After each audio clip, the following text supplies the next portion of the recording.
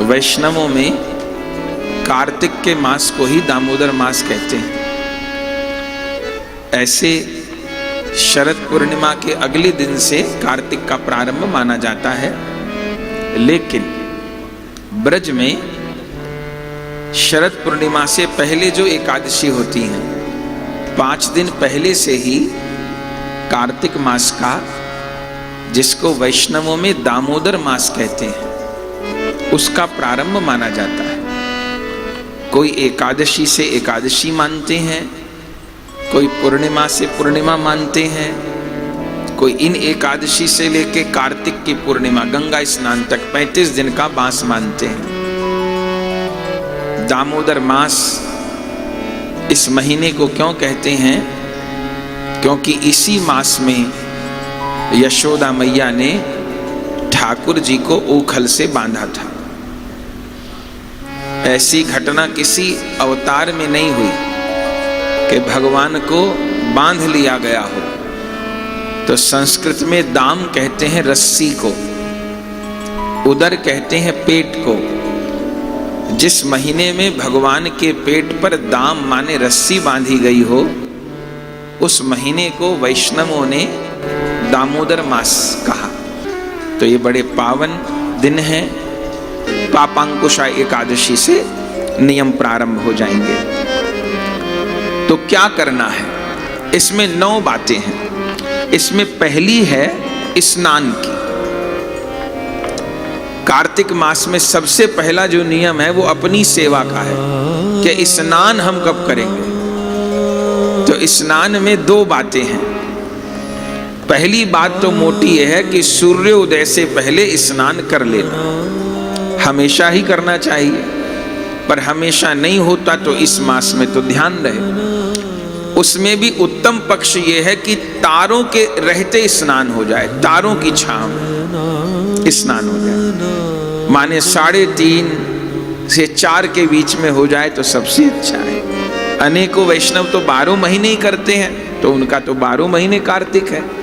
पर जो आलसी हैं उनके लिए तो 3:30 से 4 के बीच में हो जाए तो क्या कहना। कोई कहे भाई शरीर हमारा उस तरह स्वस्थ नहीं है, तो फिर सूर्योदय से पूर्व पहला नियम है स्नान का कि ब्रह्म मुहूर्त में स्नान कर ले। देर हो तो सूर्योदय से पहले तो हर हालत में स्नान कर ले।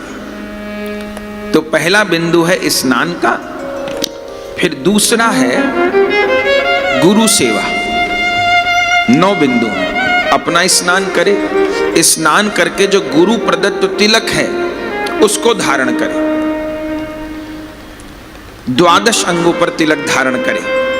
अपने यहां से जो ग्रंथ प्रकाशित है उसमें सब काम के स्रोत भी हैं और 12 अंगों पर कहां कहां तिलक धारण होते हैं और उन तिलक धारण के मंत्र क्या हैं।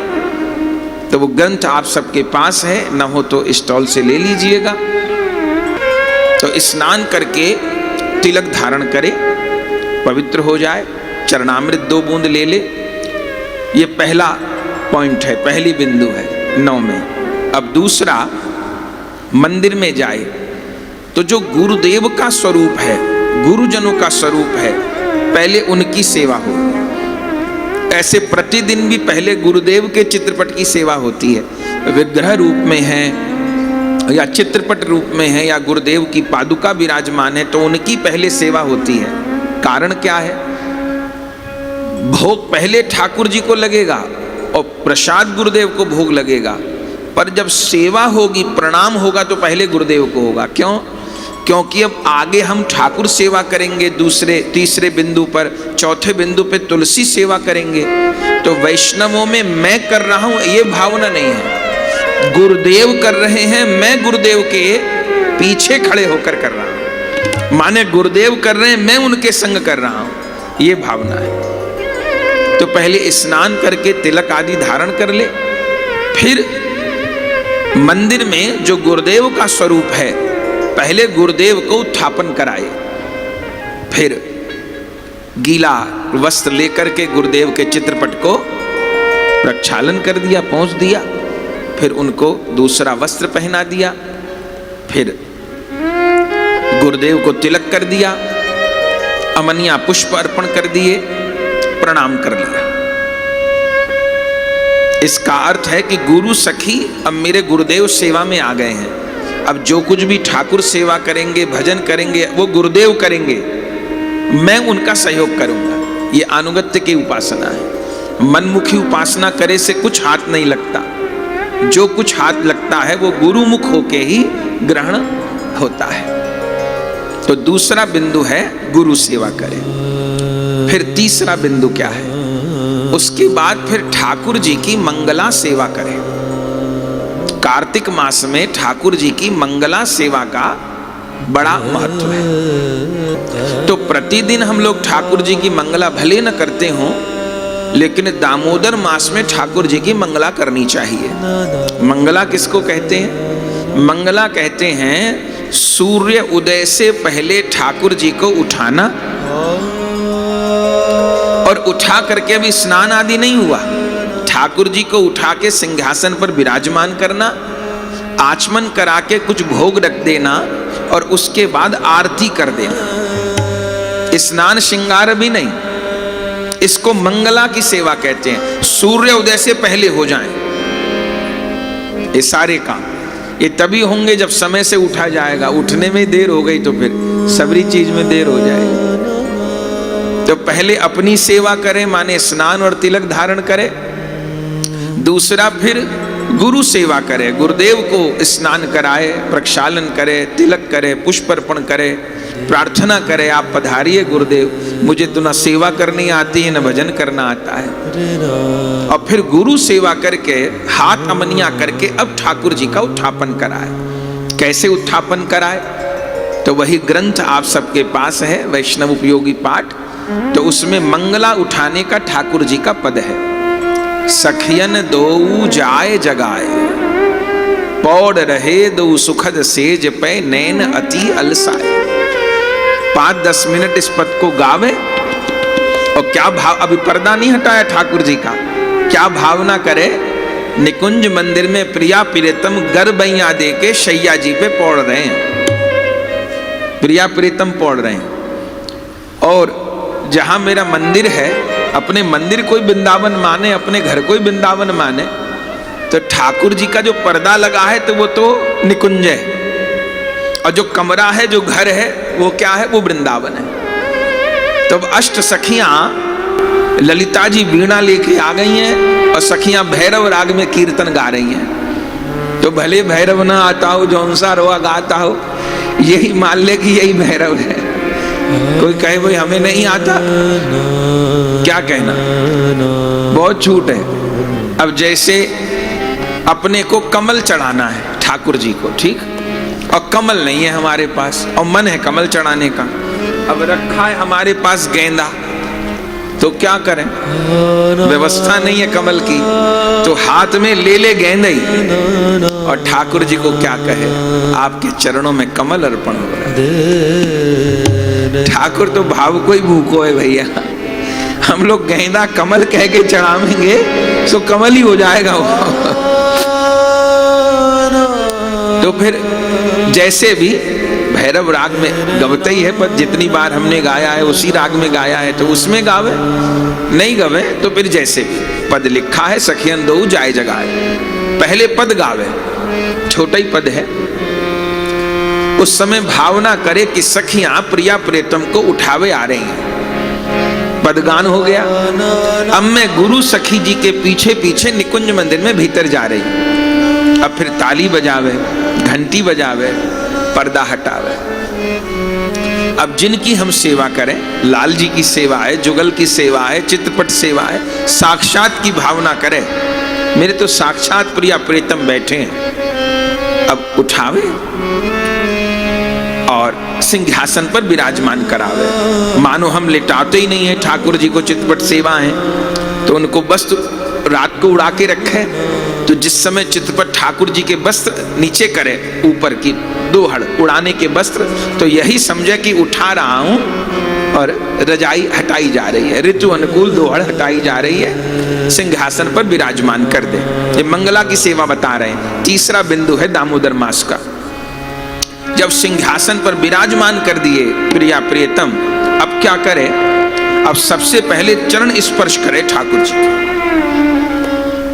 शिव विग्रह रूप में, चित्रपट रूप में, जिस भी रूप में चरण स्पर्श करे। कैसे?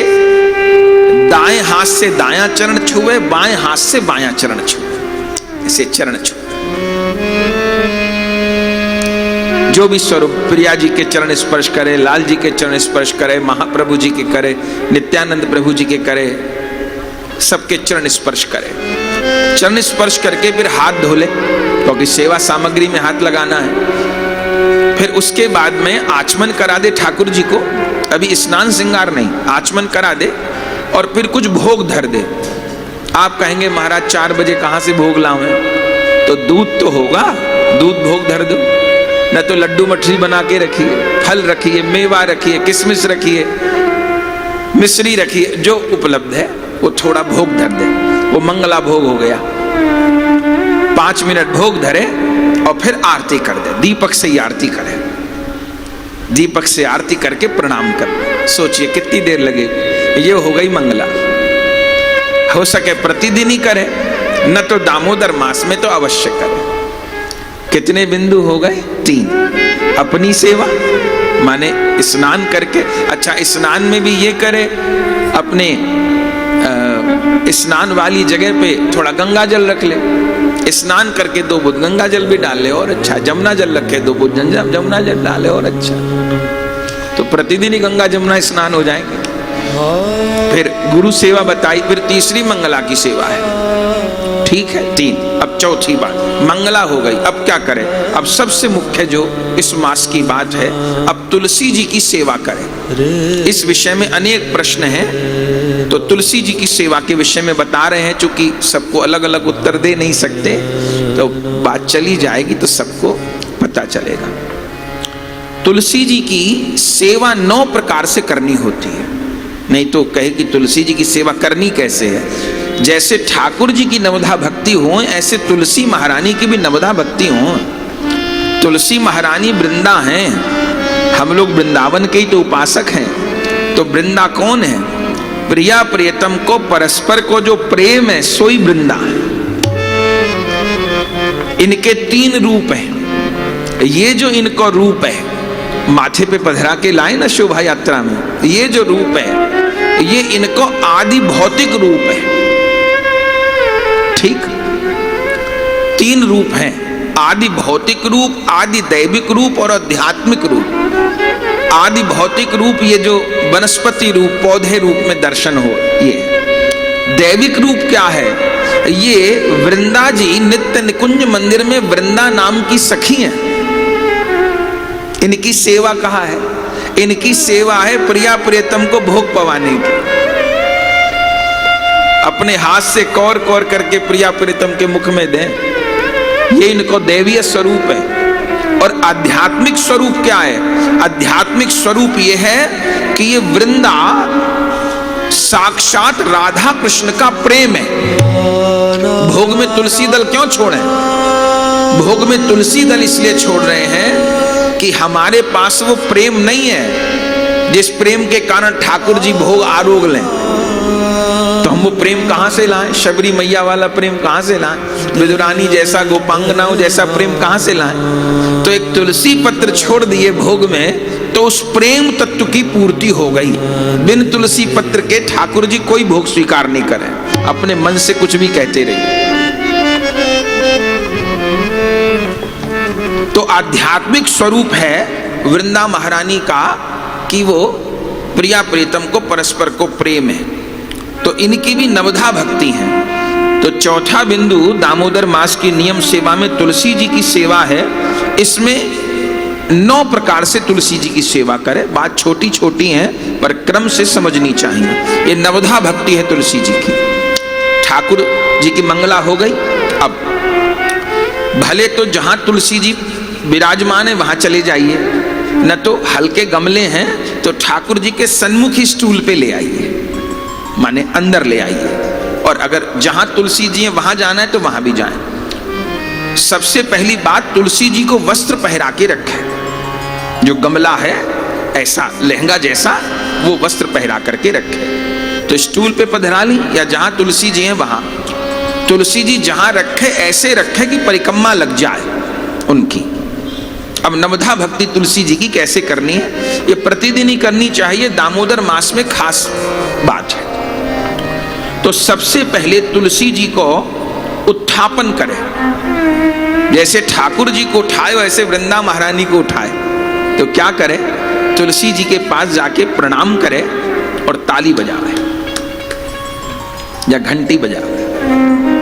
भावना है कि तुलसी वृंदा सखी जी को मैंने उठाया, ये भावना है। उत्थापन करे और उत्थापन के बाद में तुलसी जी की जड़ में प्रणाम होता है। हाँ, जो तुलसी जी का मूल है वहां पर राधा गोविंद का निवास है। तो जैसे राधा रानी के चरण छू रहा हूं, ऐसे तुलसी जी की जड़ में, और वहां की रज को लेके मस्तक से लगा ले, थोड़ी सी रज लेके अपने ही गमले की। ये तुलसी जी की नवधा भक्ति है। तो पहली उत्थापन सेवा समझ आई। अब दूसरी है स्नान सेवा। तुलसी जी की नवधा भक्ति में दूसरी भक्ति, इसमें क्या करें, तुलसी जी को 5 बार जल दिया जाएगा।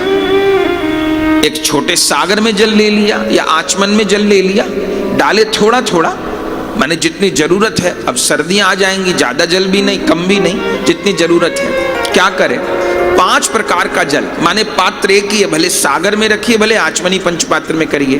कौन कौन से जल, पादौ पाद्यम समर्पयामि, चरण धुरावे को जल, हस्तौ जलम समर्पयामि, हस्त कमल धुलाने का जल डाल रहे हैं वही भावना।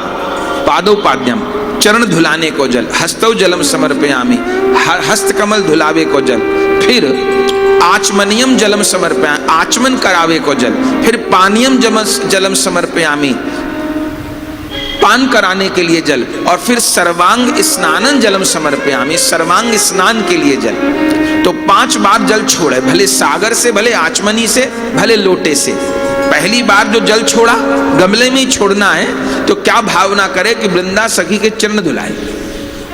दूसरी बार जल छोड़े तो अब हस्त कमल धुलाए, फिर तीसरी बार जल छोड़े तो आचमन कराया, फिर चौथी बार जल छोड़े तो जल पान कराया, और 5वीं बार जब स्नान के लिए जल तो हाथ में लेके ऊपर पूरे पर छिड़काव जैसा कर दे तुलसी जी को, स्नान हो गया। तो 5 बार जल तुलसी जी को अर्पण करें, चरण धुलाने के लिए, फिर हस्तकमल धुलाने के लिए, फिर आचमन कराए, फिर पीने को जल दिए, और फिर स्नान कराए तुलसी जी को। 5 प्रकार के जल। जब चरण धुलाए तो जड़ में ही जल दे, हस्तकमल धुलाए तो टहनियों पर जल दे सकते हैं, आचमन कराने के लिए भी जड़ में ही जल दे, पिलाने के लिए भी जड़ में जल दे मूल में, और स्नान कराने के लिए ऊपर अच्छे से, भले सागर है तो एक हाथ लगा दीजिए सागर में और छीट दीजिए अच्छे से। तो ये तीसरी भक्ति हो गई, माने दामोदर मास की नियम सेवा का ये चौथा बिंदु है, और तुलसी सेवा तुलसी जी की नवधा भक्ति में ये अब हमारी दूसरी भक्ति हो गई। फिर तीसरी भक्ति है कि अब स्नान करा दिया आपने, अब पूजन होगा। पूजन क्या करे, थाली में रोली, अक्षत, एकादशी हो तो अक्षत नहीं चढ़ेगा, तिल रख ले फिर, या रोज भी तिल रखे तो चलेगा। तो रोली, चंदन, अक्षत या तिल और कलावा। तो जड़ में मूल में रोली लगा दे, चंदन लगा दे, एकादशी नहीं तो अक्षत छोड़ दे, एकादशी है तो तिल छोड़ दे। उसके बाद फिर कलावा अर्पण करे। कलावा वस्त्र है तो ऊपर एक कलावा अर्पण कर दे। कोई ऊपर से वस्त्र धराते हैं तो प्रतिदिन वस्त्र भी धरा सकते हैं, न तो पूरे दिन प्रतिदिन कलावा, अगले दिन पहले वाले कलावे को मंगल कर देंगे, नया कलावा छोड़ देंगे।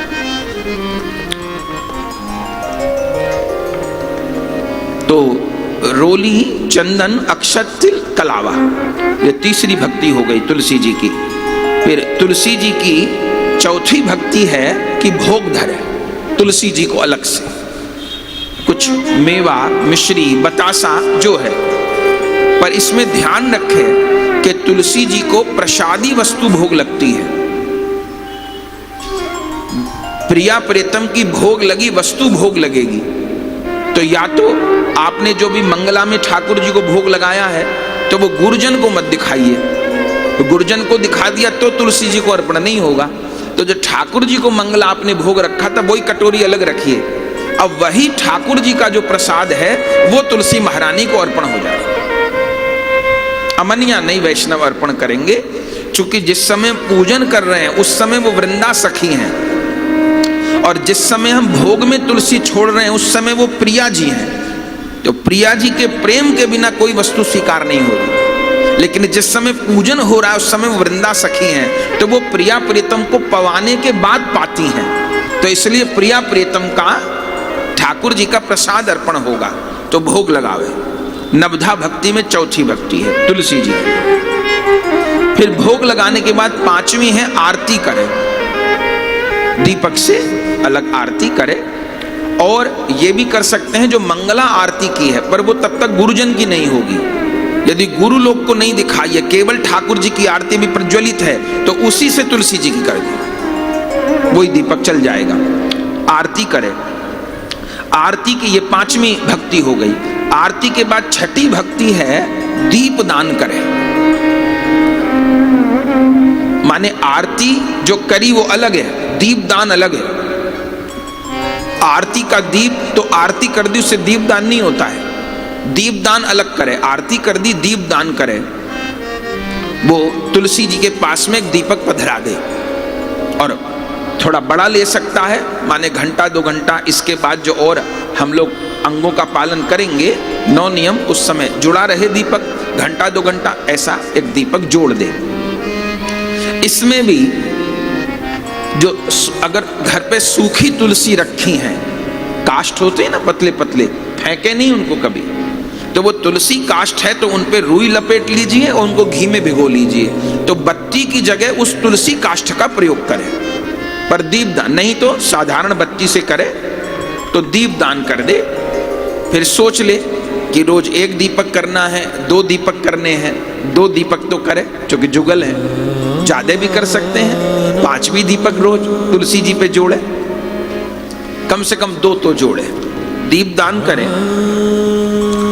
दीप दान के बाद में दीप दान छठी भक्ति हो गई तुलसी जी की। फिर वंदना करें तुलसी जी की। वंदना अपना जो ग्रंथ है उसमें दोनों तुलसी जी की प्राचीन वंदना लिखी है, हिंदी वाली भी बंगला वाली भी।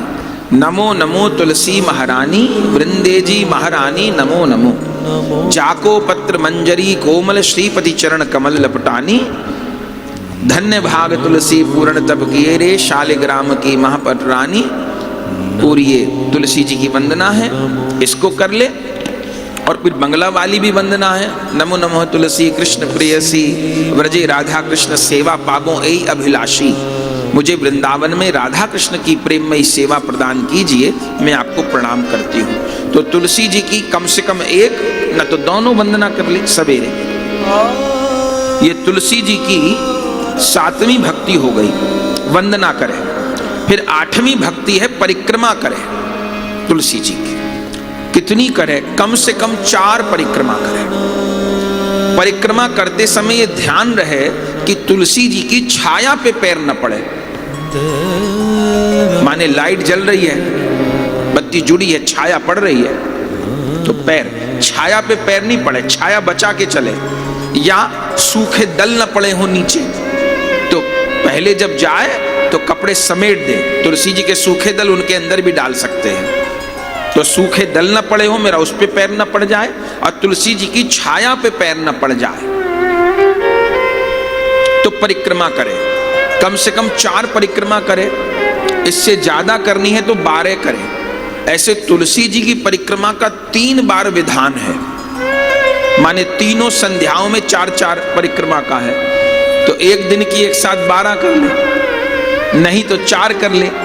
और ज्यादा जो वैष्णव जन पूछ रहे हैं तो प्रतिदिन 108 कर लीजिए, 108 कर लीजिए प्रतिदिन, आप कर सकते हैं, पर कम से कम 4 तो करें ही। समय है तो 108 कर लीजिए। तो ये 8वीं भक्ति होगी, परिक्रमा करे। उसके बाद फिर 9वीं है प्रणाम करे तुलसी जी को, दंडवत प्रणाम करे। माता बहन लेट के कभी प्रणाम नहीं करती हैं, पंचांग प्रणाम करें। जिनके घुटने ठीक है वो घुटना मोड़ के प्रणाम करें। और भाई लोग साष्टांग कर सकते हैं, पर तुलसी जी को साष्टांग करना होगा तो कमर से ऊपर के वस्त्र निकाल लें। तो घर में है क्या समस्या है, तो कमर से ऊपर के कपड़े निकाल दे, कमीज बनियान कुर्ता बगलबंदी जो है, और फिर साष्टांग लेट करके तुलसी जी को प्रणाम करे।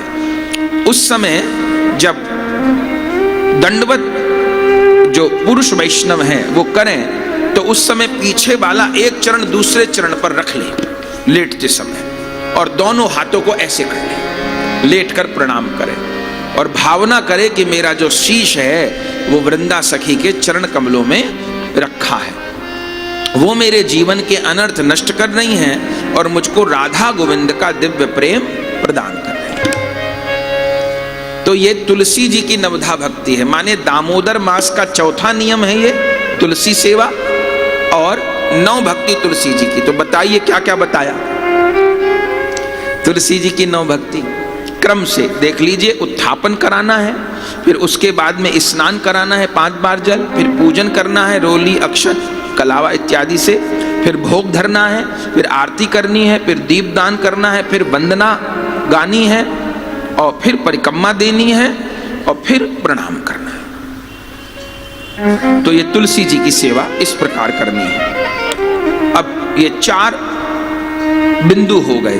पहले अपना स्नान करना है समय से, फिर गुरुदेव का स्नान, फिर ठाकुर जी की मंगला, फिर तुलसी सेवा। अब 5वां है भजन, जो नित्य हम भजन करते हैं। अब वो 5वां बिंदु है, ये भजन अब करना है। अब भजन, अगर तुलसी जी बाहर बरामदे में है, छत पे हैं, और आपको ठंड नहीं लग रही है तो वहीं कर लीजिए, और लग रहा है कि नहीं तो फिर ठाकुर जी के पास आके भी कर सकते हैं। अब जो आपका नियम का भजन है, जो आप नाम जप करते हैं, मंत्र जप करते हैं, अब आपको माला से वो करना है। आप कहेंगे महाराज इतना सब करा दिया, हमको तो कुछ लेना पड़ेगा, मेरी तो बीपी की दवाई लेनी है, शुगर की लेनी है। तो कोई बात नहीं, सब माफ है, तो भैया कुछ पा ले जो उसको चाहिए, ठीक, कोई परेशानी नहीं। ऐसा भजन नहीं करना कि वहां भूख से परेशानी हो रही, कुछ पा ले। पर अगर तुलसी जी के पूजन तक निभ जाए तो निभा ले। अच्छा, परिक्रमा ज्यादा करनी है तो फिर परिक्रमा आरती करके फिर कुछ पा ले, कि मुझे तो 108 परिक्रमा देनी थी, अब बिना मैं कुछ खाए पे नहीं, जैसी अवस्था है इसलिए सब बात बोल रहे हैं। पर ये प्रयास करे कि तुलसी जी के पूजन तक कुछ ना ले। अगर निभ जाता है, वो भी नहीं निभ रहा, तो सब में पहले स्नान भी पीछे करे, पहले पाल, तो मजबूरी की बात है। निभ जाता है तो जितना निभ जाए उतना निभाए। तो फिर तुलसी जी की आरती करके कुछ बाल भोग ले ले जो लेते हैं, फिर परिक्रमा करे, फिर भजन करे। भजन में जो हम प्रतिदिन जितनी माला करते हैं, कार्तिक मास में कम से कम 10% उसमें वृद्धि करें। 10% की वृद्धि करें। 10 माला करते हैं तो 11 करें, 20 करते हैं तो 22 करें, कम से कम 10% की, न तो और बढ़ावे। तो कम से कम जितनी माला करते हैं उसमें 1 माला तो कम से कम बढ़े, क्योंकि इसमें बढ़ा के करना है हर काम। तो मंत्र जप, नाम जप, जो वैष्णव जन गोपाल मंत्र, राधा मंत्र के पुरस्कार इत्यादि करते हैं, जप इत्यादि करते हैं, तो उसको बढ़ा करके करें। जो आहनिक कर रहे हैं तो आहनिक को भी बढ़ाकर करें, सब मंत्र को नहीं तो किसी एक मंत्र को बढ़ाकर करें। नाम करते, महामंत्र जप करते हैं तो उनको बढ़ा करके करें। ये भजन 5वीं बिंदु है, नाम जप मंत्र जप अब करें 5वें स्थान पे। अब जो 6ठा नियम है दामोदर मास का, इसमें पाठ करना है। पाठ के विषय में एक बात ध्यान रखनी है सब वैष्णव जनों को, कि दामोदर अष्टक का पाठ प्रतिदिन करना है। हम लोग कथा के बीच में भी दामोदर मास में करेंगे। तो दामोदर अष्टक का पाठ प्रतिदिन करना है। इसमें 8 छंद हैं और अपना जो ग्रंथ है, ये वैष्णव उपयोगी पाठ आपको इस महीने बहुत काम आएगा। पूरा ग्रंथ ही काम आएगा। तो उसमें दामोदर अष्टक दिया हुआ है। तो एक पाठ तो करना ही करना है, 3 ही मिनट में हो जाएगा, केवल 8 ही श्लोक हैं। तो दामोदर अष्टक का पाठ तो जरूर करना है। फिर कुछ वैष्णव ज्यादा पाठ करते हैं कि हम लोग 1 पाठ नहीं करेंगे, 11 पाठ करेंगे। कितने अपने ऐसे वैष्णव हैं जो 108 पाठ करेंगे प्रतिदिन। तो फिर जिसकी जैसी रुचि हो, पर कम से कम 1 पाठ जरूर करें दामोदर अष्टक। फिर इसके साथ और पाठ करने की इच्छा है तो ग्रंथ में ही राधा कृपा कटाक्ष है, कृष्ण कृपा कटाक्ष है, उनको कर ले। और करना है साथ में नारायण कवच कर ले, गजेंद्र मोक्ष कर ले, गोपाल सहस्त्र नाम कर ले। फिर जो रुचि है वो कर ले, पर दामोदर अष्टक का पाठ जरूर करें। क्योंकि दामोदर मास है जिसमें रस्सी से बंधे हुए दामोदर भगवान की स्तुति की गई है, उसका पाठ जरूर करें। इसके बाद में ये छठा नियम हो गया, नियम सेवा का पाठ करें। फिर 7वां है किसी ग्रंथ को लगाए। कैसे लगाए कि जैसे भागवत जी प्रारंभ की तो इसी महीने में भागवत जी मुझे पूर्ण करनी है, ऐसे लगाए ग्रंथ। इस महीने में मुझे भागवत जी पूर्ण करनी है। रामचरितमानस से प्रेम है तो इस मास पारायण है रामचरित, तो रामायण जी करनी है मुझको। चैतन्य चरितामृत का पाठ करना है। कोई भी एक ग्रंथ लगाए और ऐसे लगाए कि 1 महीने के भीतर पूर्ण मुझे करना है। अब कहेंगे कि भागवत जी तो बहुत बड़ी है महाराज, हम 1 महीने में नहीं कर पाएंगे, तो कोई सरल उपाय बता दो। तो फिर ये कर ले कि पूरी भागवत जी नहीं तो दशम स्कंद को ले ले। 90 अध्याय है दशम स्कंद में, 3 अध्याय रोज पढ़ेंगे तो दशम स्कंद जो प्राण है भागवत जी का वो हो जाएंगे। पर जो भी ग्रंथ जितना माने करे तो उसको महीने में पूरा कर लेना है। 27 नवंबर तक, कार्तिक की पूर्णिमा तक वो ग्रंथ पूरा करना है। हाँ, इतना हो सकता है भाई बीच में दिवाली पड़ी तो उस दिन नहीं हो पाया पूरा दिन, एक ही पृष्ठ पढ़ पाए, जिस दिन समय था उस दिन ज्यादा कर लिए, ये हो सकता है। लेकिन उस महीने में उस ग्रंथ को पूर्ण कर ले। भागवत जी, चैतन्य चरितामृत जी, भक्तमाल जी, रामचरितमानस जी, जिनकी गुरुदेव आज्ञा करें, जिसमें निष्ठा हो उनको कर ले। ये 7वां नियम है। 8वां जो नियम है वो है धामवास का। अब पूरे महीने धामवास हो जाए तब तो क्या कहना। अब पूरे महीने नहीं हो पावे तो इस कार्तिक में वृंदावन जरूर जाए, वो देख ले कब जाना। कार्तिक मास में वृंदावन जरूर जाए, पर इन 35 दिनों के भीतर ब्रज में एक बार हो आवे। कैसे हो के आवे कि 1 रात रुके। ऐसा नहीं कि दौड़ के आए और बिहारी जी छू के भागे आए। 1 रात्रि रुके तभी वास माना जाता है। रात्रि नहीं रुके तो वास नहीं माना जाएगा। तो कम से कम 1 दिन का, ऐसे तो 5 दिन 11 दिन करे, पर इतना भी नहीं, तो 1 दिन का वास ब्रज में करे। फिर वो वृंदावन करिए, बरसाना करिए, गिरिराज जी करिए, मथुरा जी करिए, गोकुल जी करिए, आपकी राजी है। पर ब्रज 84 कोस में 1 दिन का वास करे कम से कम। धामवास में क्या करे? धामवास में माने धाम चला गया तो नियम तो पूर्ति हो गई। अब शरीर में जाने तो परिक्रमा कर ले, दर्शन कर ले। यमुना जी में दीप दान जरूर जाके करे। यमुना जी में दीप दान करे। अच्छा, 1 ही दिन को गए हैं तो कैसे करे? तो यमुना जी में 31 दिया दान कर दे, पूरे महीने के कर दे। 1 ही दिन में घर से ले जाए या वहां से ले ले, जैसे अनुकूल पड़ता है। तो यमुना जी में दीप दान की अत्यंत महिमा है। दीपावली को तो स्वयं श्यामा श्याम दीप दान करते यमुना जी। ब्रज में कहते हैं यमुना बिसारी है तो यमुना बिसारी है, और यमुना संवारी है तो यमुना संवारी है। समझ गए? यमुना बिसारी है। अगर यमुना जी ने बिसार दिया तो यमुना बिसारी है। यमुना जी ने अगर बिसार दिया, छोड़ दिया, तो यमराज नहीं छोड़ेगा। फिर यमुना बिसारी है तो यमुना बिसारी है, और यमुना संवारी है तो यमुना संवारी है। अगर यमुना जी संभाल लेंगी तो यमराज नहीं संभालेगा, फिर यमराज पास में नहीं आवेगा। यमुना संवारी है तो यमुना संवारी है, यमुना बिसारी है तो यमुना बिसारी। तो यमुना जी में, गिरिराज जी में तो राधा कुंड में, मानसी गंगा में दीप दान करें। पूरे मास के कर सकते हैं और बाकी पूरे वर्ष के भी होते हैं। तो पूरे वर्ष के लिए क्या करे कि 365 बत्ती अपने हाथ से ही बनावे। फिर अब बाजार से तो हर चीज, अब तो बत्ती भी बाजारी की आने लग गई। तो घर में 365 बत्ती बनावे, उनको घी में, शुद्ध घी ना मिले तो तिल के तेल में भिगोले ले जाए और एक ही दीपक में उनको धर के जोड़ दे, यमुना जी की आरती कर दे, दीपदान कर, और न तो 31 दीप करे। तो एक दिन का कम से कम धामवास दामोदर मास में जरूर करना है। ये धाम सेवा है। इसके साथ अगर इस महीने गंगा जी का स्नान हो जाए तो बहुत सुंदर है। गंगा जी का भी स्नान हो जाए, ब्रज में तो एक दिन का वास कम से कम हो जाए, दीपदान हो जाए, दर्शन परिक्रमा हो जाए जितना हो सके। और 9वां है, आखिरी जो बिंदु है दामोदर मास का, वो है दान। दामोदर मास में दान करे। कुछ क्या दान करे? धन का दान, वस्तु का दान और अन्न का दान। धन का जिसको करना है, जैसे करना है वैसे दान करे।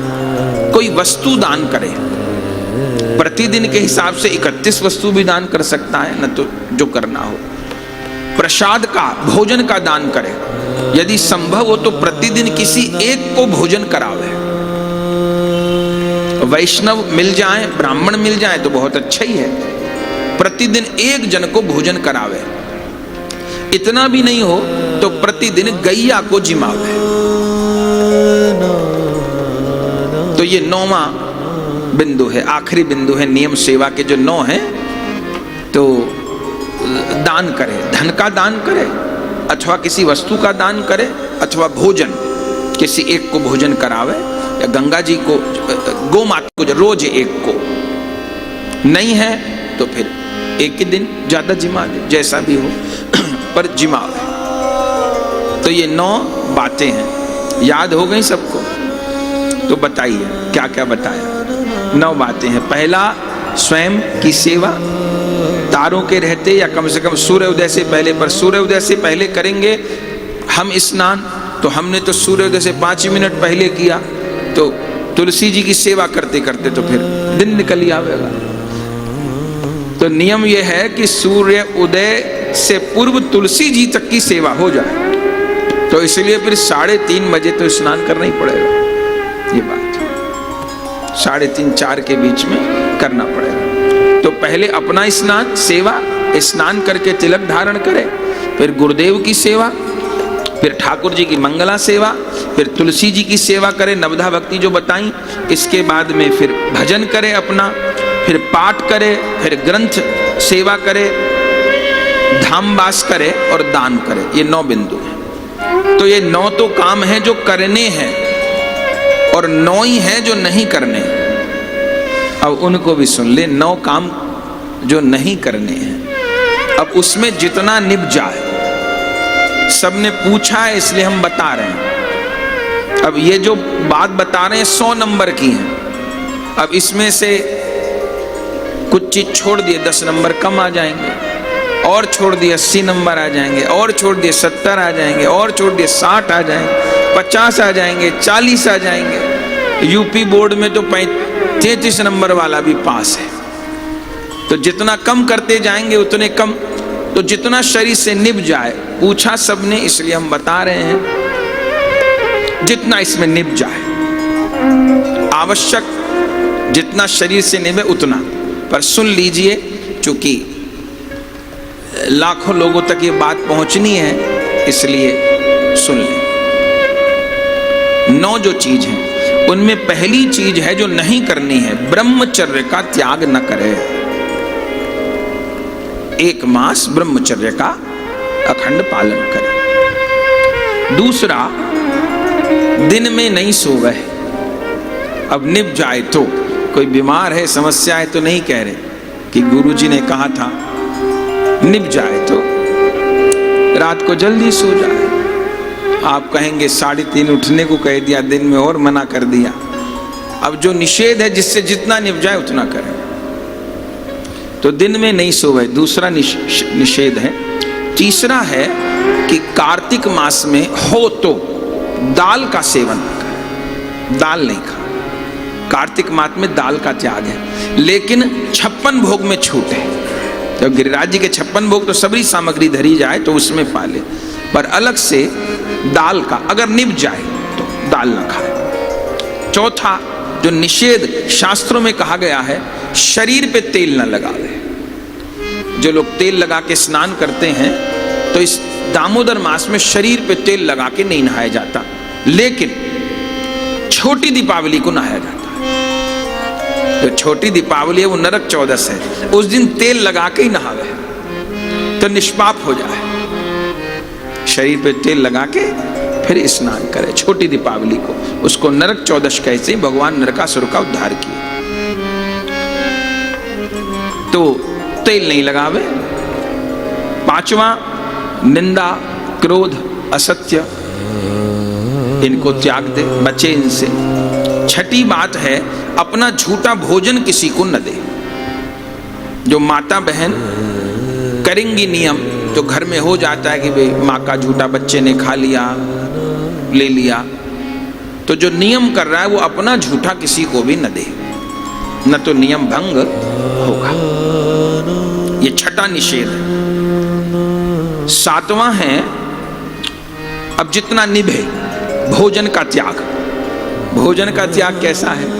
भोजन का त्याग एक तो इस रूप में है कि बहुत से एक समय भोजन प्रसाद लेके करते हैं, इतना नहीं निभे तो किसी एक समय का भोजन प्रसाद त्याग दे। इतना भी नहीं निभे तो कोई एक प्रिय वस्तु छोड़ दे। इस महीने में दाल से अलग है, माने भोजन त्याग में एक समय भोजन करे, पूरे दिन फलाहार पे रहे, शाम को अन्न प्रसाद ले ले। इतना नहीं हो तो एक समय का भोजन, माने दिन में 4 बार पाते हैं तो 3 बार पावे, एक समय का छोड़ दे।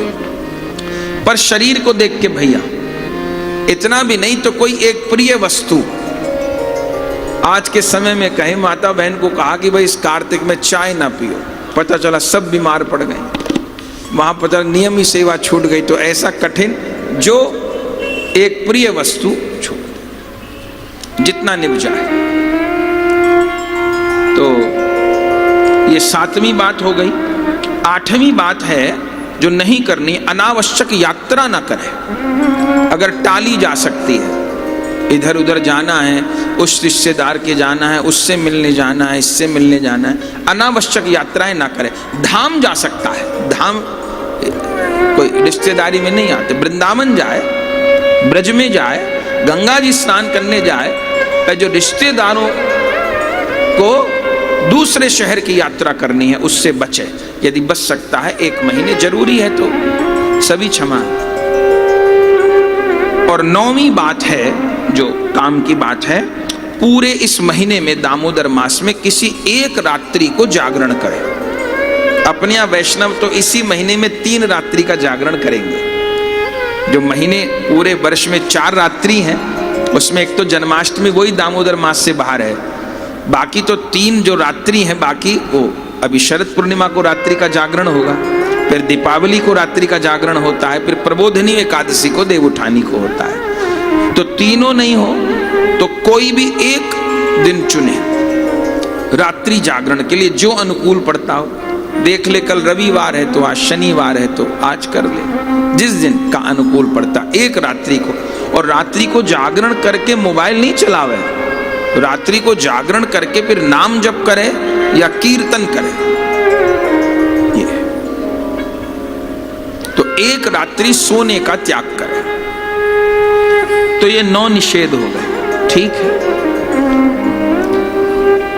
निषेध में ब्रह्मचर्य का त्याग नहीं करे, दिन में सोवे नहीं, दाल का सेवन संभव हो तो छोड़ दे, तेल नहीं लगावे शरीर पे, निंदा क्रोध असत्य नहीं करे, अपना झूठा न दे, एक समय का या एक किसी प्रिय वस्तु का त्याग कर दे, अनावश्यक यात्रा नहीं करे, धाम की यात्रा कर सकते हैं, और पूरे मास में किसी एक रात्रि को न सोए, पूरी रात बैठ के, माने भोर में कम से कम 4 बजे तक तुलसी जी के निकट रह करके, उसमें सबसे बढ़िया रात्रि या तो प्रबोधनी एकादशी है, या दीपावली की है, या अब शरद पूर्णिमा की, ये तीनों रात्रि गिनी जाती हैं, इनको करें। तो ये दामोदर मास का नियम है। सब पूछ रहे थे तो हमने कहा कथा में कह देंगे, आज ये कथा का भी अंश था हमारे, तो सबको रात भी हो जाए।